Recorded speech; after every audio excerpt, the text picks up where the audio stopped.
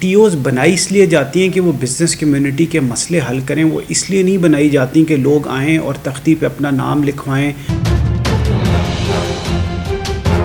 20-25 روپے ڈالر کم ہوا ہے اور اگر یہ اسی طرح چلتا رہا تو یہ امید ہے کہ یہ ڈالر 260 کے قریب آ جائے گا۔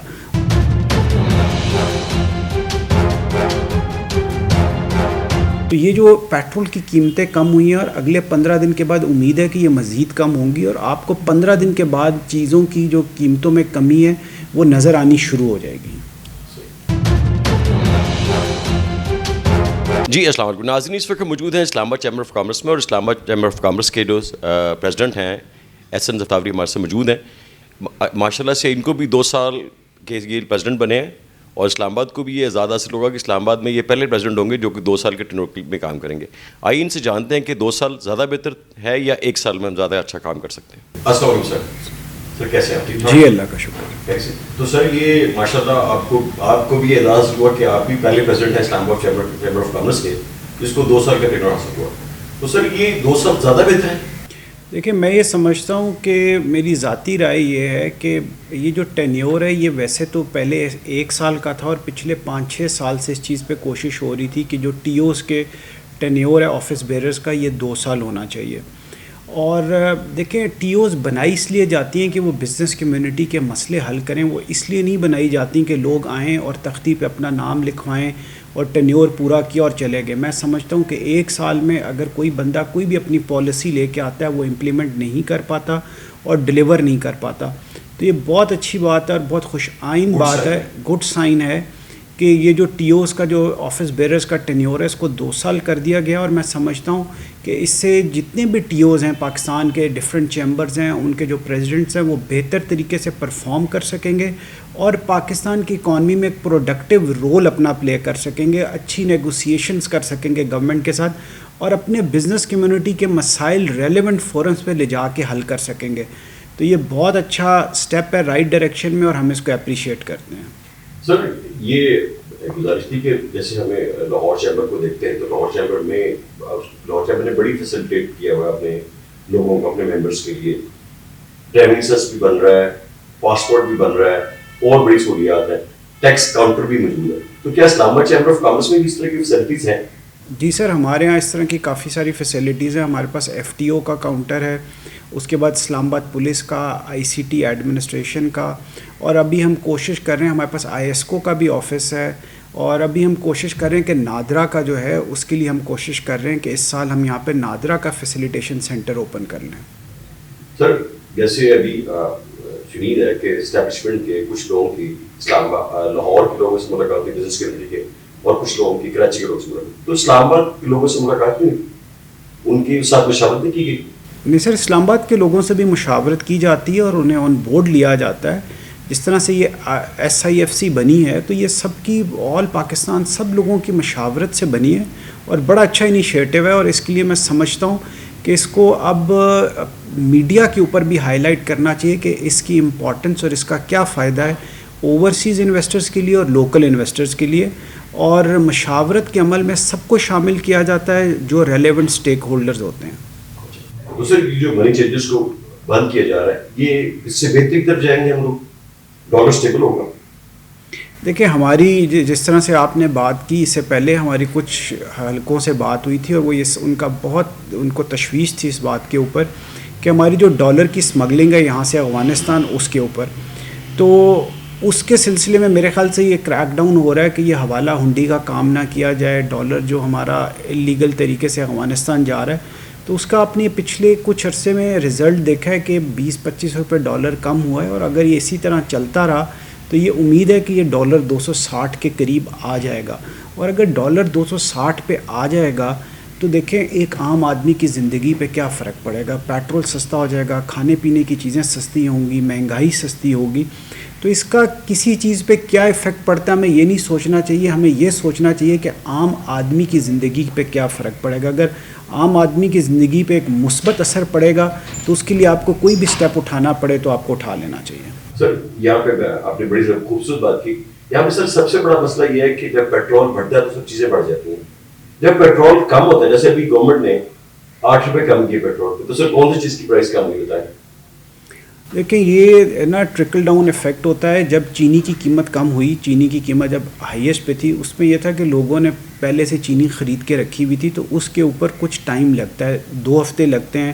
اس کے بعد اس کا ایفیکٹ نیچے آنا شروع ہوتا ہے. تو یہ جو پیٹرول کی قیمتیں کم ہوئی ہیں اور اگلے 15 دن کے بعد امید ہے کہ یہ مزید کم ہوں گی, اور آپ کو 15 دن کے بعد چیزوں کی جو قیمتوں میں کمی ہے وہ نظر آنی شروع ہو جائے گی. سر آپ کچھ اور کہنا چاہیں گے ہمارے ناظرین کہ اسلام آباد چیمبر آف کامرس میں ہم لوگ آئیں, تو اسلام آباد چیمبر آف کامرس کی ٹوٹل کتنے ممبرس ہیں؟ سر اسلام آباد chamber of commerce and industry کے 8000 سے زیادہ ممبرز ہیں جو ایکٹیو ممبرز ہیں. اور آپ کے ٹی وی کی وساست سے میں یہی کہنا چاہوں گا کہ وہ لوگ جو پاکستان کو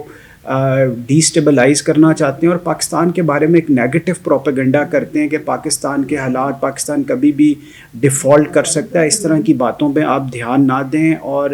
پاکستان کے اندر یقین رکھیں. جب تک پاکستان کے پاس افواج پاکستان جیسی قوت موجود ہے تو انشاءاللہ پاکستان کو کوئی طاقت انڈو نہیں کر سکتی, اور ہمیں ان کے اوپر یقین رکھنا چاہیے. اور یہ جو ہمارا اکنامک کرائسس ہے یہ بہت جلد دور ہو جائے گا, اور ہمیں, میں یہ سمجھتا ہوں کہ ریجنل ٹریڈ کے اوپر جانا چاہیے. جس طرح سے افغانستان کے ساتھ, ایران کے ساتھ اور پاکستان, ہمیں ایک ریجنل ٹریڈ بلاک بنانا چاہیے جس سے یہ جو اسمگلنگ ہے یہ بھی ڈسکریج ہوگی, اور اس کا ایک پراپر وے آف طریقہ ہمیں اپنانا چاہیے. ریاستوں کے ساتھ بھی ہم لوگ, رشین اسٹیٹ کے ساتھ بھی ہم لوگ, جو مسلمان ہماری ازبکستان ہے اور لوگ ہیں, ان کے پاس بہت سارے, جیسے ازبکستان کہتے ہیں اسے ایکسپی لے لیں جی, اور سستی ریٹ پہ لے لیں, اس کے پاس زیادہ ہے, جیسے ہم اس سے ان کے ساتھ بھی ٹریڈ کر سکتے ہیں. جی. یہ فرسٹ فیز میں دیکھیں, اگر ہماری ایران کے ساتھ اور افغانستان کے ساتھ اچھی ٹریڈ شروع ہو جاتی ہے تو سیکنڈ فیز میں پورا سینٹرل ایشیا آپ کے لیے کھل جائے گا, اور اس کے بعد سینٹرل ایشیا کھل جائے گا تو آپ پھر ٹرکی کے تھرو یورپ تک ٹریڈ کر سکتے ہیں. یہ بہت وائبل ٹریڈ روٹ ہے, لیکن اس کے لیے سب سے امپورٹنٹ چیز ہے کہ ایران اور افغانستان کے ساتھ اگر ہمارا ایک ٹریڈ الائنس ہو جائے تو میں سمجھتا ہوں کہ یہ اس خطے کی عوام کی تقدیر بدل کے رکھ دے گا. سر یہ بتائیے گا کہ کسی بھی ملک کی معاشرتی کے لیے پولیٹیکل اسٹیبلٹی بہت ضروری ہوتی ہے, آپ کی کیا رائے؟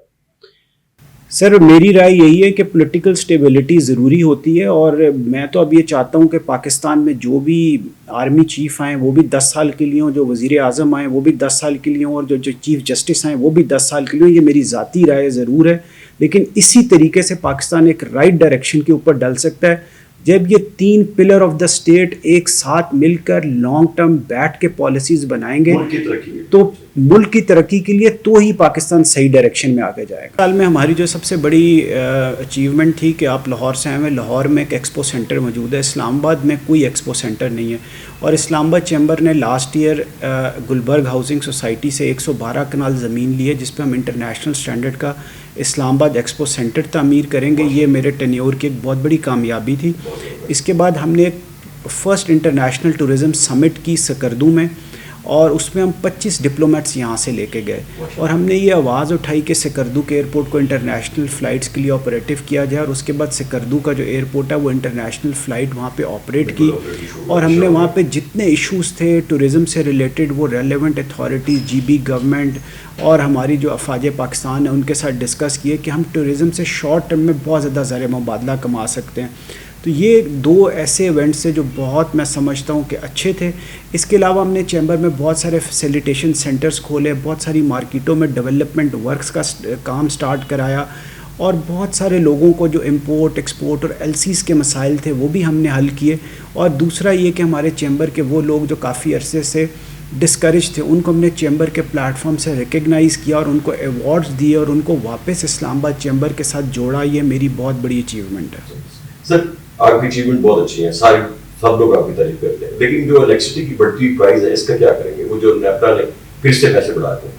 سر میں تو یہ سمجھتا ہوں کہ جب تک یہ آئی پی پیز کے ساتھ ہم اپنا جو کانٹریکٹ ہے اس کو ختم نہیں کرتے, دیکھیں 2700 ارب کا ہمارا ہر سال سرکولر ڈیٹ ہو جاتا ہے, اور اگلے 10 سال اگر ہم یہ ختم نہیں کر سکتے تو یہ تقریباً 50,000 ارب کا سرکولر ڈیٹ بن جائے گا. تو یہ 50,000 ارب ہم کہاں سے لے کے آئیں گے؟ لون لیں گے, اور ان آئی پی پیز کو ہمیں آئی پی پیز کے ساتھ ونس فار آل بیٹھ کے گورنمنٹ کو یہ سوچنا چاہیے کہ ان کو پاکستانی گورنمنٹ خرید لے. میرا یہ خیال ہے کہ اگر گورنمنٹ آف چائنا کے ساتھ مل کے اگر چائنا سی پیک کے تھرو ہم یہ جتنے بھی آئی پی پیز ہیں ان کو خرید لیا جائے, اور پاکستان میں دیکھیں 42,000 میگا واٹ بجلی پروڈیوس ہوتی ہے, ویئر ایز آپ کے پاس جو ٹرانسمیشن لائنز ہیں وہ صرف 21,000 میگا واٹ بجلی سپلائی کر سکتی ہیں. بس کیپیسٹی نہیں ہے جی, ان کے پاس کیپیسٹی نہیں ہے اس سے زیادہ. تو یہ جو اتنی زیادہ انسٹالڈ کیپیسٹی اور جو ہمیں کیپیسٹی چارجز کی مد میں پیمنٹ کرنی پڑتی ہے, تو میں یہ سمجھتا ہوں کہ یہ ہمیں پوری ایک پاور پالیسی لے کے آنی پڑے گی. اس میں پاکستان کے تمام سٹیک ہولڈرز, جوڈیشری, سب کو بیٹھنا ہوگا. ادروائز میں سمجھتا ہوں کہ یہ اتنا بڑا ہول ہے ہماری اکانومی میں کہ یہ ایک ایسا ہول ہے جو پوری اکانومی کو لے کے ڈوب سکتا ہے. اور اس کے لیے میری اپیل ہے پرائم منسٹر آف پاکستان سے, آرمی چیف سے, چیف جسٹس آف پاکستان سے, اس کے اوپر ضرور نوٹس لیں. اور یہ جو الیکٹریسٹی کی پرائسز ہیں یہ بہت زیادہ ہیں. ریجنلی آپ انڈیا کو دیکھ لیں, بنگلہ دیش کو دیکھ لیں, سری لنکا کو دیکھ لیں, تھائی لینڈ کو دیکھ لیں, وہاں پہ جو الیکٹریسٹی کی پرائسز ہیں وہ بہت کم ہیں, جس کی وجہ سے ان کی ایکسپورٹس بڑھ رہی ہیں. سر یہ ہمارے ساتھ ہی یو ہی ہے, 2 گھنٹے کی فلائٹ پہ بیٹھا ہوا ہے, اس کی وہاں پہ الیکٹریسٹی کا ریٹ دیکھیں. یہی چیزیں تو انہی چیزوں کے اوپر ہم چاہتے ہیں کہ جو حکومت کے تمام سٹیک ہولڈر, جو پلرز آف دا سٹیٹس ہیں, وہ ایک جگہ پہ اکٹھے ہو کے پاکستان کے لیے ایک 10 سالہ پالیسی مرتب کریں, ایک چارٹر آف اکانومی بنائیں تاکہ پاکستان ایک سیدھی ڈائریکشن میں آگے بڑھ سکے. اور اگر اب بھی ہم نے ہوش کے ناخن نہ لیے تو پھر یہ بہت زیادہ دیر ہو جائے گی. اور ابھی جو لوگ حکومت کے ایوانوں میں موجود ہیں, سپریم کورٹ میں موجود ہیں, اسٹیبلشمنٹ میں موجود ہیں, ان کو چاہیے یہ کہ اب سوچ لیں کہ وقت گزر نہ جائے, کیونکہ میں سمجھ رہا ہوں کہ وقت بہت تیزی سے گزر رہا ہے. ابھی ریسنٹلی ہم ایتھوپیا سے ہو کے آئے, افریقہ کے مختلف ملکوں کا ہم نے دورہ کیا. وہاں کی جو جسے کہتے ہیں نا فینومینا چینج ہو رہا ہے, وہ انویسٹر فرینڈلی کنٹریز بن رہے ہیں. اور ہم لوگ یہاں پہ, میں یہاں پہ اس شہر میں پیدا ہوا اور اب دیکھتا ہوں کہ یہ شہر جس طریقے سے بڑھ رہا ہے, تو اگر ہم نے اس کو کنٹرول نہ کیا تو یہ رہنے کے قابل نہیں رہے گا. یہ بڑا کلین گرین شہر ہوتا تھا. ابھی یہاں پہ